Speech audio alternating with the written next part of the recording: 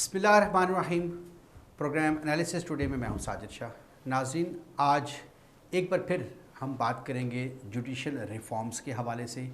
अदालतों में जो नई टेक्नोलॉजी का इस्तेमाल नहीं हो पा रहा, अदालतों में जो जुडिशरी है वो मुकद्दमात की फ़ैसलों में ताख़ीर हो रही है, जुडिशरी की जानिब से है, सिस्टम की जानिब से है, कानून में ऐसी कुछ चीज़ें मौजूद हैं या वकला की जानिब से है या लिटिगेंट्स का कसूर है, इस हवाले से बात करेंगे।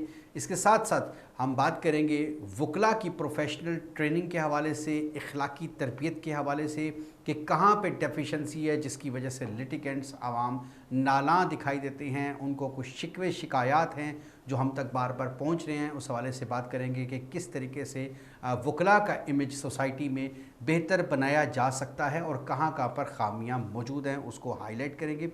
जिसके बाद आज के जो प्रोग्राम फ़ेज़ 2 होगा उसमें हम बात करेंगे गवर्नमेंट की पॉलिसीज़ के ऊपर। गवर्नमेंट की पॉलिसीज़ क्यों इस कदर नाअहली नज़र आ रही है कि हर आने वाला दिन गवर्नमेंट की जो ग्रेड हैं वो डाउन हो रहे हैं, वो उनका वोट बैंक टूटता हुआ नज़र आ रहा है, लोग नालां दिखाई दे रहे हैं। कल जो कन्वेंशन सेंटर इस्लामाबाद में हुआ, आल पाकिस्तान इंसाफ लॉयर्स फोरम से ख़िताब किया वज़ीर-ए-आज़म इमरान ख़ान साहब ने, और वकला उस पर भी सरापा एहतजाज हैं। ख़ुद इंसाफ लॉयर फोरम के जो वकला हैं, जो उनके मेंबर्स हैं, वो कुछ खुश नहीं दिखाए गए। आज इस हवाले से इंसाफ लॉयर फोरम की मीटिंग्स भी हुई और उन्होंने कोई करारदाद पास की, उस हवाले से भी बात करेंगे। जबकि जो महंगाई का तूफ़ान है वो बढ़ता जा रहा है। कुछ नून लीग के जो रिप्रेजेंटेटिव्स हैं, जिनमें लॉयर्स भी शामिल हैं, पब्लिक भी शामिल है, वो उनका कहना है कि नून लीग का दौर बदरजा बेहतर था पीटीआई के इस दौरे हुकूमत से। अब वो कैसे बेहतर था, इस तमाम चीज़ों पर बात करने के लिए प्रोग्राम में हमारे साथ मौजूद हैं पाक कश्मीर नेशनल लीग के चेयरमैन मोहतरम निसार इनकलाबी एडवोकेट, जो कि लेक्चरर भी हैं। आपको वेलकम कहेंगे सर। इनके साथ आज की हमारी दूसरी गेस्ट है मोहतरमा Hina Abbasi advocate high court, जो कि तशरीफ़ लाई हैं इस्लामाबाद बार एसोसिएशन से। आपको भी वेलकम कहेंगे। सबसे पहले इनकलाबी साहब, आपसे बात शुरू करना चाहूँगा कि आप पाक कश्मीर नेशनल लीग के चेयरमैन भी हैं, आप एक पार्टी एक ज़िम्मेदार ओहदेदार हैं, आप इन चीज़ों को बड़ी करीब से देख रहे हैं। इसके अलावा आप लॉयर भी हैं, हाई कोर्ट के वकील हैं, आप प्रोफेशनल लॉयर हैं, अपनी वर्किंग को देखा है, आपने लॉयर्स को देखा है, बड़े करीब से इन मामलात को सारों को अच्छी तरीके से समझते हैं। आप क्या समझते हैं, being a member of civil society, being a member of lawyer, ये जो जुडिशरी में फौरी तौर पर रिफॉर्म्स होनी चाहिए थी, इंटरनेशनली हम क्यों नहीं सीख पा रहे, कहाँ डेफिशिएंसी है, कौन हमारी सबसे इस इम्प्रूवमेंट में कौन सबसे बड़ी रुकावट है? शुक्रिया शाह साहब। बिस्मिल्लाहिर्रहमानिर्रहीम। सबसे पहले आपका और आपकी पूरी टीम का और ये एशिया टुडे जो चैनल है, इन सब का मशकूर हूँ कि आपने हमें मदऊ किया और हमारा जो नुक्ता नज़र है वो लोगों के तक रखने में हमारी मदद की और हमारी मामलत की। सबसे पहली बात शाह साहब, हमें ये देखना होगा कि रियासत का जो वजूद है, हमने माइट इज़ राइट यानी जिसकी लाठी उसकी भैंस से लेकर रूल ऑफ लॉ तक का जो सफ़र किया वो इसलिए किया कि सोसाइटी में इंसाफ परवान चढ़ सके। रियासत के वजूद की बुनियाद दो चीज़ें हैं। पहली चीज़ है कि लोगों ने अपनी बेजा आज़ादियाँ जब वो सरेंडर की कानून के नीचे, कि ये कहा गया कि आपकी आज़ादी दूसरे की नाक की नोक से पहले ख़त्म हो जाएगी, ये बात असल चीज़ और है। लाया उसको कानून के नीचे ताबे किया। ये आज़ादी लोगों ने सरेंडर इसलिए की कि डिस्पेंसेशन ऑफ जस्टिस हो। बहुत अच्छी बात है। दूसरी चीज़ जो थी वो थी कि हम टैक्स देंगे और वो टैक्स बनने वाली हुकूमत, लोगों के वोट से बनने वाली हुकूमत अपनी दी गई पॉलिसी के मुताबिक हम पर खर्च करेगी, हमारी फलाह बहबूद करेगी। ये दो बुनियादी माटो है रियासत के वजूद के। इस पर लंबी बात की जा सकती है, लेकिन वक्त का दामन समेटते हुए मैं थोड़ा सा आगे बढ़ूँगा। जी, क्योंकि आपका पर्टिकुलर क्वेश्चन जो है वो डिस्पेंसेशन ऑफ जस्टिस के हवाले से सिस्टम ऑफ जस्टिस किसी रियासत की वो बुनियादी पिलर है, वो बुनियादी यानी रियासत के वजूद का भी बुनियादी जवाब यही डिस्पेंसेशन ऑफ जस्टिस है। और अगर ये अब सही खड़ा होगा, अपने पाँव पर खड़ा होगा, तो उस रियासत के शहरियों का उस रियासत के साथ जो नाता है, जो रिश्ता है, जो ताल्लुक़ है, वो मजबूत होगा। ریزلٹنٹلی لوگوں کا کانفیڈنس بڑھے گا، جو ٹرسٹ ڈیفیسٹ جو ہوتا ہے وہ نہیں آئے گا، اور نتیجتاً لوگ اس ریاست پر اپنے پیسے بھی خرچ کریں گے، وہاں انویسٹمنٹ بھی کریں گے، وہاں روزگار بھی آئے گا، وہاں خوشحالی بھی آئے گی۔ تو یہ سب سے امپارٹنٹ جو ہے وہ پلر ہے، سب سے میں نے اس لیے اس پر بات کی کہ اہمیت کے اعتبار سے ہماری سوسائٹی کے اندر جو ڈسپنسیشن آف جسٹس ہے یہ فیلئر ہے، یہ کولیپس ہے۔ اس کی بنیادی وجہ اسی وجہ سے ہماری جو نہ معیشت ٹھیک ہو رہی ہے، نہ ہماری سوسائٹی کے اندر جو ہے وہ پولیٹیکل سٹیبلٹی آ رہی ہے، نہ سوشل سٹیبلٹی آ رہی ہے، اس فیلئر کی وجہ سے۔ اور اس فیلئر کی وجہ ہمارا بوسیدہ نظام ہے۔ اس فیلئر میں نہ اکلوتے جج صاحبان ذمہ دار ہیں، نہ اکلوتے وکلاء صاحبان ذمہ دار ہیں، نہ اکیلی پولیس نظام تو وہیں سے آیا نا جو ہمیں لیڈ کر رہے ہیں، انہی کا نظام کو ہم فالو کر کے چلانے جب تک remark my word sir, remark my words, جب تک ہم ون ونڈو آپریشن نہیں کریں گے، ایک ہی چھت کے نیچے ساری چیزیں میسر نہیں کریں گے، یہ سسٹم کی خرابی، ہم یہ سنتے آئے نا کہ سسٹم خراب ہے، سسٹم خراب ہے۔ آج میں بتاتا ہوں کہ وہ سسٹم کیسے خراب ہے۔ کیسے خراب ہے؟ ہم ایک سول مقدمے کی بات کر لیتے ہیں۔ اب ایک سول مقدمے کے اندر ایک بندے کا اگر یہ اس کا ایک پلاٹ ہے، اس کو پلاٹ کو یہ ثابت کرنے کے لیے کہ یہ ایک ہے یا بی کا، کتنے ٹائم کا کام ہے؟ 1 گھنٹے کا، 1 گھنٹے کا، جس پر 100 سال لگتا ہے۔ اگر اس کو پورے ڈاکومنٹ کے ساتھ اگر اس کو ہم اسٹیبلش بھی کر لیں تو حد بڑھے تو 1 دن کا کام ہو جائے گا، اس سے زیادہ کا یہ کام نہیں ہے۔ لیکن یہ سسٹم کو ایکسپینڈ اس لیے ہو جاتا ہے کہ جب ہماری جو کچہری ہے، ہماری جو جوڈیشری ہے، وہ ایک ڈسٹرکٹ کے اندر ایک جگہ پہ بیٹھی ہوئی ہے، اس کو ہم نے ڈی سینٹرلائز نہیں کیا ہوا۔ ایک بات، دوسرے نمبر پر پٹواری کسی جگہ بیٹھا ہوا ہے، رجسٹرار کسی جگہ پہ بیٹھا ہوا ہے، گواہ کسی جگہ پہ بیٹھا ہوا ہے، پولیس والا کسی جگہ پہ بیٹھا ہوا ہے، جج کسی جگہ پہ بیٹھا ہوا ہے۔ ان کی آپس میں ٹائمنگ میچ کرنے میں 20 سال لگ جاتے ہیں ایک مقدمے کو صرف ٹرائل کورٹ سے ڈیسائیڈ کرواتے ہوئے۔ اگر اس چیز کو آپ لے جائیں یونین کونسل پر کے لیول پر، اس ایریے کا آپ کا جو پولیس آفیشلز ہیں وہ بھی وہیں بیٹھے ہوئے ہوں، اس جگہ کا رجسٹرار جو زمین کی خرید و فروخت کرنے والا معاملہ بھی وہیں ہو، اس جگہ کا پٹواری بھی وہیں موجود ہو، اس جگہ کا union council elected local body representative بھی وہیں موجود ہوں، اس جگہ کا تحصیلدار بھی وہیں موجود ہو جو متعلقہ ہے، اس جگہ کا جج بھی وہیں موجود ہو۔ ایک جو لٹیگنٹ ہے اس کو اگر کسی دوسرے شہری کے کسی واقعے سے، کسی فیل سے اگر وہ اگریوڈ ہے تو وہ چپ کر کے وہاں جا کے اپنی سٹوری ان کے سامنے بیان کرے، اس کی سٹوری ریکارڈ ہو، دوسرے کو اسی وقت بلایا جائے۔ آج تو ٹیکنالوجی کا دور ہے۔ میں پھر وہی بات کہوں گا کہ آپ بالکل صحیح کہہ رہی ہیں کہ یہ سسٹم وہیں سے آیا ہے۔ جی یہ سسٹم اسی سسٹم کو فالو کیا گیا، وہیں سے ڈرائیو کی گئی ہیں۔ وہ لوگ ون ونڈو آپریشن کی طرف جا رہے ہیں، نئی ٹیکنالوجی کی طرف جا رہے ہیں، اس کو فالو کر پا رہے ہیں۔ ہمارا کیا پرابلم ہے؟ ول نہیں ہے، پولیٹیکل ول نہیں ہے۔ ہم اس کو ٹھیک کرنا نہیں چاہتے ہیں۔ اس کے ساتھ وابستہ ہے ہماری سوسائٹی کا مافیا، ان کی بقا وابستہ ہے۔ جب تک ہم لوگ آگے بڑھ کر، بار ایسوسیشن آگے بڑھ کر، اس ملک کی انٹیلیجنسیا آگے بڑھ کر، اس ملک کے دانشور طبقہ آگے بڑھ کر اس چیز کو، اس کی امپارٹنس کو ہائی لائٹ نہیں کرے گا، تب تک میری سمجھ ہم آگے بڑھ سکیں گے۔ سوسائٹی نہ کر سکے، کوئی ایسوسیشن نہ کر سکے، یا کوئی بڑا ملک میں خدا نخواستہ خون خرابے کا خدشہ ہو، یا بڑا کوئی بازی پلٹنے کا خدشہ ہو، یا کچھ رول آف لا کی بات ہو، تو لائرز ہمیشہ باہر آتے ہیں۔ تو اس سلسلے میں بار کی جو الیکٹڈ باڈیز ہیں وہ کیوں نہیں قدم اٹھا رہی؟ کیا وہ بھی بار ایسوسیشن بیسیکلی نظریہ پاکستان کی محافظ ہیں۔ جس نظریے پر پاکستان قائم ہوا، اور وہ نظریہ کوئی بلڈنگز کا نام نہیں تھا، وہ کوئی پارلیمنٹ کی بلڈنگ کا یا جی ایچ کی کوئی بلڈنگ کا نام نہیں تھا، وہ روڈوں اور کھیتوں اور کھلیانوں کا نام نہیں ہے۔ وہ نظریہ ہے مساوات کا، وہ نظریہ ہے رواداری کا، وہ نظریہ ہے قانون کی حکمرانی کا، وہ نظریہ ہے قانون کی بالادستی کا، آئین کی بالادستی کا، فراہمی انصاف کا نظریہ ہے۔ وہ یہ نظریہ ہے۔ اس نظریے کے محافظ ہیں ہم۔ اس نظریے کے ساتھ لوگوں کو ہم جوڑ کے رکھیں گے تو میں سمجھتا ہوں کہ پاکستان ترقی کرے گا۔ اور بار ایسوسیشن نے ہمیشہ اس کے لیے رول ادا کیا ہے، اور جہاں کی ڈیفیشنسی ہے، میں آج آپ کی وساطت سے، آپ اس فورم کی وساطت سے یہ کہتا ہوں کہ ہم وکلاء بھی اپنی پرائم رسپانسبلٹیز کو ادراک کریں، اس کو سمجھیں کہ ہم نے اس سوسائٹی کو بہتری کی طرف لے کر جانا، ہم نے اپنی اصل کو نہیں چھوڑنا۔ یعنی دیکھیں پاکستان حاصل کرنا کیا مقصد تھا؟ جب ہمارے فور فادر ہے، انہوں نے جب پاکستان بنایا تو ان کے مقصد یہ کوئی مٹی کا ڈھیلا حاصل کرنا مقصد نہیں تھا، بلکہ ایک ایسی جگہ حاصل کرنا مقصد تھا جہاں آزادی کے ساتھ جو وہ مذہبی عقائد کے ساتھ زندگی گزار سکے۔ بالکل ٹھیک ہے، میں واپس آپ کی طرف آتا ہوں محترمہ۔ آپ سے جاننا چاہوں گا وکلاء کی پروفیشنل ٹریننگ اور اخلاقی تربیت کے حوالے سے اب جو امپریشن جا رہا ہے کہ وکلاء اپنا حق ड्रैग करती हैं, खींचती हैं, कुछ जगह बदमाशी भी नज़र आई, पहले भी बहुत सारे ऐसे वाक़यात सामने आए, तो वकला कानून हाथ में लेते हैं। तो इस हवाले से बार एसोसिएशंस ने वकला की तरबियत के हवाले से कोई काम कर रहे हैं या करना चाहिए, आप क्या समझती हैं? सबसे पहले तो बहुत शुक्रिया कि आपने मुझे मदद किया।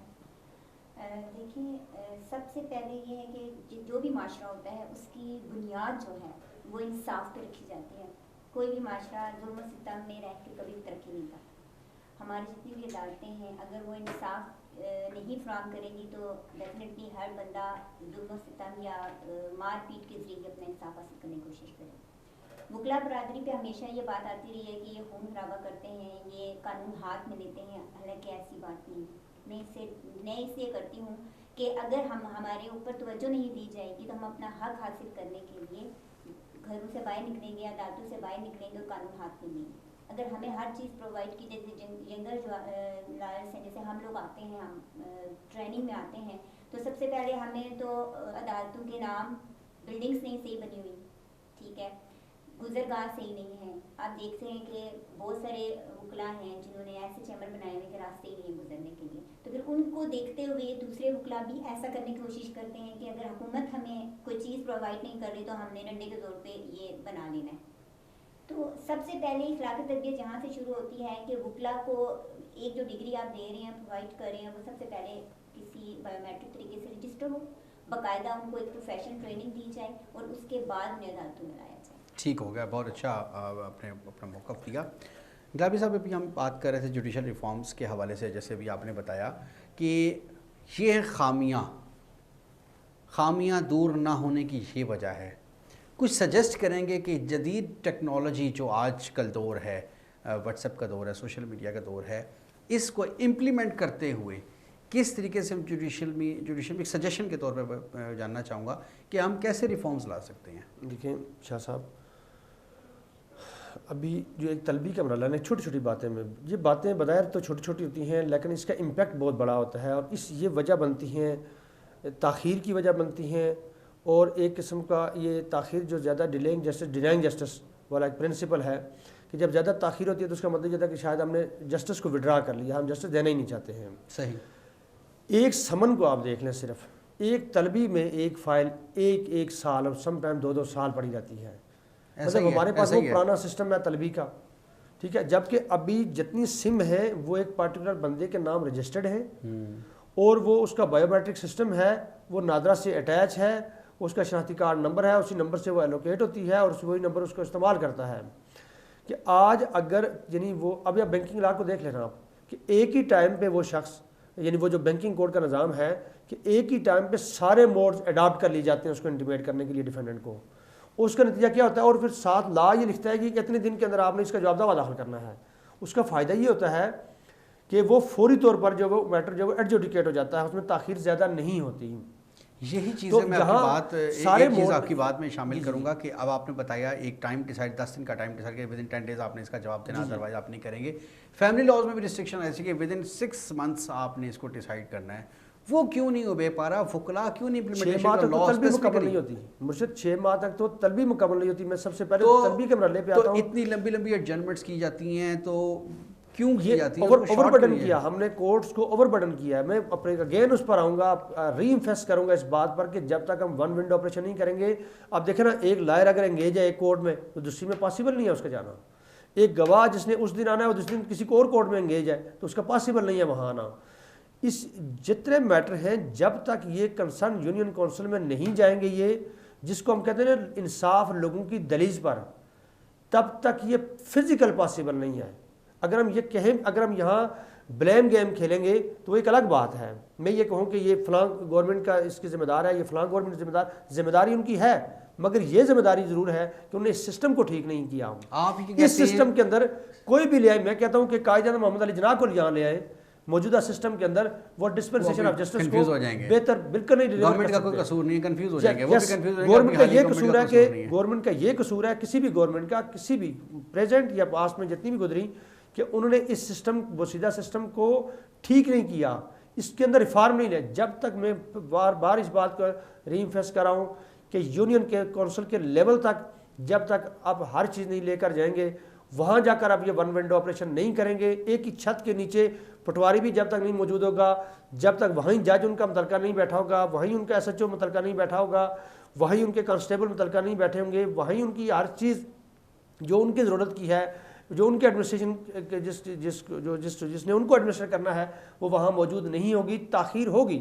موجودہ نظام کے اندر جو مرضی کر لیں, جتنی مرضی پولیٹیکل ول لے آئیں, جتنی مرضی ہم کام کرنے کی وہ شکل لے آئیں, اس نظام کے اندر انصاف کو تاخیر ہونے سے ہم نہیں بچا سکتے ہیں. ہاں بہتری تھوڑی سی لائی جا سکتی ہے, کسی حد تک بات کی جا سکتی ہے جی کہ وہ وکلاء بھی رول ادا کریں, جج صاحبان بھی ٹائم سے کورٹ میں بیٹھے, ان کا کلریکل سٹاف بھی ٹائم سے بیٹھے, پولیس والے بھی جلدی ریکارڈ لے کر آئیں, پٹواری بھی گواہی دینے کے لیے جلدی آ جائے. یہ باتیں کہی جا سکتی ہیں لیکن فروٹفل رزلٹ جو اب ان سے حاصل نہیں کی جا سکتے موجودہ نظام. دیکھیں نا, اب میں ایک بات بتاتا ہوں کہ ایک پٹواری کو ایک دن پہ اگر فرض کیا اس کو کمشنر نے بھی بلایا ہوا ہے اور ساتھ ہی سول جج نے بھی بلایا ہوا ہے, ایک کورٹ نے بھی اور دوسرے نے بھی بلایا ہوا ہے, تو وہ کس جگہ میں جائے گا؟ مشکل ہو جاتا ہے, وہ پاسبل نہیں ہے اس کا. اگلی ڈیٹ پہ وہ ادھر آنے کے لیے تیار ہے اور اگلی ڈیٹ پہ وکیل صاحب کا لاہور کیس لگا ہوا ہے, کدھر جائے گا؟ اس لیے یہ بات ضروری ہے. آپ کی باتوں سے ایک چیز سامنے آ رہی ہے جو میں سجیشن سمجھ پایا ہوں. آپ سمجھتے ہیں سیشن جج ڈسٹرکٹ لیول پہ ہوتے ہیں, سول ججز اپنا کام کر رہے ہیں, ان کے ساتھ یونین کونسل میں بھی ایک ڈیسیجن پارٹی, سول ججز کی ضرورت نہیں ہے سر, سول ججز کی بالکل کوئی ضرورت نہیں ہے. ان کو آپ بالکل لے جائیں اور یہ وکلاء بار ایسوسیشن سے آپ بلک میں لوگوں کو لیں, بلک میں لیں, ان کو ٹرین کریں اور ان کو بھیجیں یونین کونسل میں جا کر. یونین, میں یہ کہہ رہا ہوں, یہ اس پر ایک پورا نظام ہے, اس پر ایک پورا تفصیلی الگ سے پروگرام کیا جا سکتا ہے, پورا اس پر میرا ایک سسٹم ہے, میرے پاس اس پر پورا تفصیلی جو واقعہ سسٹم جو ہے وہ موجود ہے میرے پاس. ایک چیز شاہ صاحب میں جو آپ نے میڈم سے بات کی تھی اس حوالے سے, میں لیگل ٹریننگ کے حوالے سے ہمیشہ ایک بات میں پیغام دینا چاہتا ہوں فاضل وکلاء صاحبان جو ہمارے عزیز بھائی ہیں, جو ہمارے سینئرز ہیں, ہم نے بھی اپنے سینئر سے سیکھا, آج بھی سیکھ رہے ہیں کہ آپ کی طاقت آپ کی قلم, آپ کی دلیل اور آپ کی کتاب ہے. اس سے جڑیں. سوسائٹی کے اندر اپنے کالے کوٹ کا روب اگر ہم نہیں جاڑیں گے تو اس کا فائدہ یہ ہوگا کہ سوسائٹی کے اندر ہمارا پازیٹیو امپیکٹ جائے گا. پازیٹیو, جب ہم پازیٹیو جو وہ امپیکٹ ڈالیں گے تو سوسائٹی کے اندر ہمارا جو نیریٹو ہے, سافٹ امیج جو ہے وہ ان کے پاس ابھرے گا. چونکہ ہمیں اللہ تبارک تعالیٰ نے بڑے مقام پر فائز کیا ہے. جو لوگ بڑے مقام پر اللہ نے جہاں فائز کرتے تھے ان کا دل بڑا ہوتا ہے. اللہ فرماتا ہے میں زمین و آسمان میں نہیں سماتا مگر سما جاتا ہوں مومن کے دل میں. اپنے دلوں میں بڑا پن پیدا کریں گے ہم, تو اس کے نتیجے میں ہم سوسائٹی کو بہتری کی طرف لے کے جائیں گے, کر سکیں گے. بالکل صحیح ہوگا. میڈم ایک چیز کہے گا, آپ اسلام آباد بار ایسوسیشن سے تشریف لائی ہیں, کیا وہاں پر بھی جو نئے آنے والے ٹرینیز ہیں, نیو کمرز ہیں, جو وکلاء ہیں, کیا ان کی ٹریننگ کے حوالے سے یا ٹریننگ کے بھی کچھ عرصے جو لائسنس آ جاتا ہے اس کے بعد بھی کوئی لیکچرز وغیرہ کا انتظام ہوتا ہے وہاں پہ کچھ ایسی, یا جو آپ نے کالج میں پڑھ لیا اس کے بعد پھر وہ پریکٹس ہی سیکھا؟ نہیں سر, کالج میں جو ہمیں سکھایا جاتا ہے آپ کو پتہ ہے کہ پریکٹس میں بالکل اس سے اپوزٹ ہے. ہمیں صرف تھیوری بتائی جاتی ہے, پریکٹس میں جا کے ہم ریلائز یہ کرتے ہیں کہ جو ہم نے کالج میں پڑھا اس سے بالکل اپوزٹ ہمیں پریکٹس میں دیکھنے کو ملتا ہے. سب سے پہلے تو ہماری بار ایسوسیشن میں ایسا کوئی بھی کہنے کوئی ایسی وکلا نہیں ہے جو ہمیں ٹریننگ دے. ہم خود سے اگر کوئی فائل اٹھاتے ہیں یا اس میں سے کچھ چیز نکال کے سینئر سے پوچھتے ہیں تو وہ آپ کو گائیڈ کر دیتا ہے. ادروائز اپنے بلبوتے پہ اپنے مدد آپ کے تحت لیکچرز کا اس طرح انتظام نہیں ہے, ٹریننگ کا فورم نہیں ہے کہ آپ وہاں پہ جا کے سیکھیں. اور میرا یہی موقف ہے کہ جو نئے آنے والے ینگر لائرس ہیں ان کے لیے سب سے پہلے ٹریننگ سینٹر ہونا چاہیے جس سے وہ باقاعدہ تیار ہو کے نکلیں, پریکٹیکلی پریکٹس سیکھ سکیں. اور اس کے بعد وہ دیکھیے جو بھی لائسنس ہولڈر ہیں یا ڈگری ہولڈر ہیں ان کا کام یہ نہیں ہے کہ وہ آپ جا کے ڈیٹس لیں. جب تک ہم ایک پروفیشن سے ایک بندہ تیار کر کے معاشرے میں نہیں بھیجیں گے تو پھر سر پوزیٹیو رزلٹ کے ہم حقدار بھی نہیں ہیں, ہم نہیں آ سکتے. ایک سیکنڈ میں نقطۂ نظر کلیئر کریں. بار ایسوسیشن سب سے بڑا ٹریننگ سینٹر ہے جی. 3 اپنے آبجیکٹیو کو کلیئر کر لے, وہ کہ سب سے پہلے ایسا انوائرمنٹ بنائے جو ڈسپنسیشن آف جسٹس کے اندر مدد دے. پہلا پوائنٹ یہ لے لیں. دوسرا پوائنٹ یہ لے کہ نیشنل انٹیگریشن کے اندر اپنا پازیٹیو رول ادا کریں اور بار ایسوسیشن بہتر طور پر. تیسرا وہ کہ وکلاء کی ویلفیئر کے لیے, وکلاء کے بنیادی مسائل کے لیے ایسا انوائرمنٹ مہیا کرنے کے لیے جو پروفیشنل جو ہے ان کی جو کمٹمنٹس ہیں وہ پورا کرنے میں ان کو مدد و معاونت ثابت ہو, تو وہ ایسا انوائرمنٹ بار ایسوسیشن جو ہے ان کا آبجیکٹیو بھی یہی ہوتا ہے, اس لیے ان کا وجود ہے. بالکل صحیح ہوگا. اور بولنا چاہوں گی کہ کل ہم جب کنونشن سینٹر میں گئے, نہ تو ہم کسی پارٹی سے تعلق رکھتے ہیں, ہم وکلا حضرات ہیں, ہم ایک پبلک سرونٹس کے طور پہ ہم وہاں پہ گئے اپنا موقف رکھنے کے لیے. پی ایم صاحب کا ہم نے انتظار کیا 2 گھنٹے, 2 گھنٹے بعد وہ تشریف لائے اور ان کی جو تقریر تھی وہ صرف سیاسی بنیاد پہ تھی کہ نون لیگ سے لے کر نون لیگ پر ہی ختم ہو گئی. وکلا حضرات کے بارے میں انہوں نے کچھ بھی موقف نہیں دیا اور نہ ہی ہمیں کوئی ایسی نئی روشنی دی کہ ہم آپ کے لیے کچھ کریں گے. اینڈ آف دا ٹائم جب ہم نے پیچھے سے ان کو کہا کہ ہم یہاں پہ آئے ہوئے ہیں آپ کچھ سننے کے لیے، کیونکہ پورے ہال پاکستان سے تمام وکلا اپنا سارا کام چھوڑ کر صرف سننے کے لیے آئے تھے کہ ہمارے لیے نئی حکومت کیا کر رہی ہے، لیکن وہاں سے بھی ہم ریساتھ ہوئے. تو یہی چیز ہے، وہ اپنے ڈومین میں رکھے وہ کام نہیں کر پا رہی ہے، کام سمجھ نہیں آ رہی. میں اسی طرف آ رہا تھا. انقلابی صاحب مزید تھوڑا سا ہمیں اس حوالے سے بتائیے گا. آپ ایک پولیٹیکل پارٹی کے چیئرمین ہیں، آپ کو اندازہ ہے کہ پولیٹیکل جو پارٹیز ہیں وہ کس طرح چلائی جاتی ہیں، ممبرز کو کس طرح جوڑا جاتا ہے اور پبلک کو کیسے ڈیلیور کیا جانا چاہیے. آپ کی بڑی گہری نظر اس حوالے سے کیا سمجھتی ہیں؟ پی ٹی آئی جو ٹاسک اور ٹارگٹ لے کے آئی تھی ناکام ہو گئی ہے، کوشش کر رہی ہے، فروٹس لیٹ ملیں گے یا ان کے بس کی بات نہیں ہے؟ کیا نظر آ رہا ہے؟ شاہ صاحب بڑے اہم سوال کی طرف آپ نے جو ہے وہ مجھے دیا موقع. عمران خان صاحب کی ایک خدمت اس ملک میں ہے، لیکن بدقسمتی سے وہ خدمت بھی فروٹفل نہ ہو سکی. وہ خدمت یہ تھی کہ انہوں نے اس ملک کا جو پڑھا لکھا طبقہ تھا، جو پڑھی لکھی یوتھ تھی، جو اس ملک کے پولیٹیکل سسٹم سے مایوس ہو کر ایک سائڈ پہ ہو گئی تھی، ان کو انہوں نے انگیج کیا دوبارہ نیشنل انٹیگریشنز میں، اور ان کو ایک ہوپ نظر آئی کہ اگر ہماری پولیٹیکل سٹیبلٹی آئے گی تو اس کے نتیجے میں ہم اس ملک کو کچھ نہ کچھ ڈیلیور کریں گے. اس امید کے ساتھ خان صاحب ان کو اپنے ساتھ لے کر آئے. ایک تو یہ، دوسری بات یہ کہ انہوں نے گلی محلے سے لے کر نیشنل لیول پر چودراہٹ کو ختم کرنے میں انہوں نے بڑا سینٹرل رول ادا کیا، اس کو ڈین ڈالنے میں. لیکن بدقسمتی سے خان صاحب جھوٹے بہت ہیں. یہ انفارچونیٹ ہے کہ انہوں نے جتنے وعدے کیے، جتنی امیدیں ان یوتھ کو دیں، میرے لیے قابل رحم ہیں وہ لوگ. پورا ملک، میں خود قابل رحم ہوں، ہم سب قابل رحم ہیں. وہ کہتے ہیں انتظار کریں، ٹائم دیں، ٹائم دیں، ٹائم دیں. کیا کچھ ایسی چیزیں نظر آ رہی ہیں؟ مرشد انہوں نے جھوٹ کے ساتھ، دیکھیں شاخ نازک پہ بنے گا جو آشیانہ وہ ناپائیدار ہوگا. آپ جھوٹ سے زیادہ دیر تک لوگوں کو مطمئن نہیں رکھ سکتے. وہ کہتے ہیں کہ معیشت کدھر جا رہی ہے. اب معیشت کے اعداد و شمار کے جادوگر اور سب سے بڑے جادوگر جناب حفیظ شیخ صاحب جو اس چیز کے اتنے ماہر ہیں کہ ہر حکومت میں بیٹھ کر پچھلی حکومت جس میں خود وزیر خزانہ ہوتے ہیں وہ بتاتے ہیں جی کہ یہ والے اعداد و شمار درست پچھلے غلط تھے، جبکہ پچھلی میں بھی وہی موجود ہوتے ہیں. اگر اس کو دیکھا جائے تو پھر تو ہر حکومت اعداد و شمار اس کے ٹھیک ہیں. لیکن معیشت دیکھی جاتی ہے عام آدمی کے معیار زندگی سے. معیشت دیکھی جاتی ہے کہ ایک شخص کی جیب میں روپے ہیں اور وہ جو چیز ضرورت کی خریدنے جا رہا ہے وہ کتنے وہ خرید پائے گا یا نہیں خرید پائے گا. معیشت دیکھی جاتی ہے روزگار سے. ٹھیک ہے، جو عام آدمی کو، جو ریڑھی والے کو سمجھ آئے، جو مجھے سمجھ آئے، جو آپ کو سمجھ آئے. مجھے ایک چیز بتائیں، جب بھی پی ٹی آئی کے کسی بھی ممبر سے یا ان کے جو فالوورز ہیں ان سے سوال کیا جائے، پی ٹی آئی کیا کر رہی ہے گورنمنٹ میں، جواب ان کا تھا نون لیگ چور ہے. یہ کیا فلسفہ ہے؟ بلیم گیم کی سیاست تو ہمارے ملک میں اسی نے تو تباہ کیا ہمیں. یہ تو نون لیگ کو بھی پوچھیں تو وہ کہتے ہیں پیپل پارٹی غلط ہے، پیپل پارٹی کو پوچھیں گے تو وہ کہتے ہیں کہ پی ٹی آئی غلط ہے. ہم برڈن شفٹ کرتے ہیں، رسپانسبلٹی خود پرسیو نہیں کرتے ہیں. بھائی جو ذمہ داری مجھے دی گئی اس کا میں نے کیا کیا.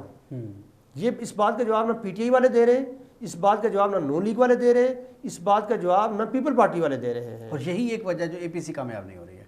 بالکل آپ سمجھتے ہیں کہ ایک ہوتی ہے پاور پالیٹکس مرشد، ایک ہوتی ہے نظریاتی سیاست. اچھا ایک چیز اور بڑی امپارٹنٹ ہے، جہاں اس ملک میں یہ کہا جاتی ہے کہ کراچی کے ایشو پر سیاست نہیں کرنی جی، کشمیر کے ایشو پر سیاست نہیں کرنی جی، بلوچستان کے ایشو پر سیاست نہیں کرنی جی. بھائی کیوں نہیں کرنی جی؟ سیاست تو انبیاء کا پیشہ ہے، یہ تو قرآن عرض کا سب سے مقدس پیشہ ہے. ہم لوگوں نے اگر آپ نے جھوٹ کو سیاست کا نام دے دیا ہے، اگر آپ نے اس کی ڈیفینیشن بدل دی ہے تو اس ڈز ناٹ مین کہ سیاست غلط ہو گئی ہے. بھائی ہم غلط ہیں، ہم نے جھوٹ بولے ہوں گے تو ہم نے اس کا نام سیاست رکھ لیا. سیاست کی جانی چاہیے، کشمیر ایشو پر بھی، کراچی ایشو پر بھی، کوئٹہ ایشو پر بھی. اچھا سیاست کا دوسرا نام دیں. جی کیا نام دیں گے آپ؟ سیاست کا پہلا اور آخری نام سیاست ہی ہے. اور سیاست کا معنی یہ ہے، جھوٹ کا نام لیتے ہیں، یہ غلط، کیا مفاہمت اور مصالحت بھی اس کے کوئی سینونیمز ہیں؟ سیلف پریزمپشن ہے، سیلف اڈاپٹڈ ڈیفینیشن ہے مرشد. عرض یہ ہے کہ سیاست کا پہلا دوسرا تیسرا اور آخری نام بھی سیاست کی، اور اس کا معنی یہ ہے کہ سوسائٹی کے درپیش چیلنجز کا ایسا حل تجویز کرنا جو پہلے تو سب لوگوں کے لیے نہیں تو میجارٹی کے لیے فائدہ مند ثابت ہو۔ سیاست سوسائٹی کے اندر درپیش چیلنجز کا حل کا نام ہے۔ بہت اچھی بات ہے، ٹھیک ہے۔ میڈم ایک چیز بتائیں کہ ابھی جیسے انہوں نے کہی نون لیگ کے دور میں کون سی ایسی دودھ کی ندیاں بہہ رہی تھیں جو اب نون لیگ کے تمام ممبرس کو، ایون باقی لوگوں کو بھی پی ٹی آئی سے ایک خاص پرابلم ہے، اس گورنمنٹ سے ایک پرابلم ہے۔ انہوں نے 5 سال پورے کیے، اس وقت بھی دھرنے تھے، سب کچھ تھے، ان کو سپیس جیسے بھی تھا مل گیا، ٹائم انہوں نے پورا کیا، ان کو کر لینے دیا جائے تاکہ ایک وہ چیز کچھ بقایا نہ رہے، ان کے پاس جسٹیفیکیشن نہ رہے۔ کیا نون لیگ پہ کیسے بہتر تھی؟ سر کوئی بھی حکومت جب بنائی جاتی ہے تو وہ ایک نظریے کو لے کے چلتی ہے۔ ہم کسی بندے کو ووٹ نہیں دیتے، آپ کھڑے ہو جائیں، میں کھڑے ہو جائیں، سر کھڑے ہو جائیں، ہم کسی بندے کو نہیں، ہم اس ایڈیالوجی کو، اس نظریے کو ووٹ دیتے ہیں جو وہ لے کے آتا ہے۔ اب پی ٹی آئی کی بات کریں تو وہ لے کے آئے تھے کہ ہم ایک مدینہ کی ریاست بنائیں گے، روزگار ہم ختم کر دیں گے، بے روزگاروں کو روزگار دیں گے، غریب ویسے ختم ہو رہا ہے اس کو اور ختم کر دیں گے۔ انہوں نے اجلاس کیے، دھرنے دیے، اپنے بجلی کے بل جلائے، حالانکہ کسی بھی سرکاری کاغذ کو جلانا میرے خیال میں ایک جرم ہے، انہوں نے سر عام جلائے، سب کیا، لوگ نے وہ نظریہ اڈاپٹ کیا اور پی ٹی آئی کو لے کے آئے۔ میں یہ نہیں کہتی یا میرا یہ موقف نہیں ہے یا ہمارے جتنے بھی سپورٹرز ہیں ان کا یہ موقف نہیں ہے کہ نون لیگ کے دور میں دودھ کی ندیاں بہہ رہی تھیں، لیکن نون لیگ کے دور میں ایٹ لیسٹ 2-3 وقت کی نہ 2 وقت کا کھانا تو لوگوں کے گھر میں بن گیا۔ آج کل مہنگائی پہ بات کریں تو پی ٹی آئی کے جو ورکرز ہیں وہ یہ کہتے ہیں جی ڈالر اوپر چلا گیا، ڈالر اوپر گیا ہے کہ روپیہ نیچے آیا ہے، یہ تو بڑی اچھی جسٹیفیکیشن ہے، ڈالر اوپر چلا گیا، اوپر چلا گیا۔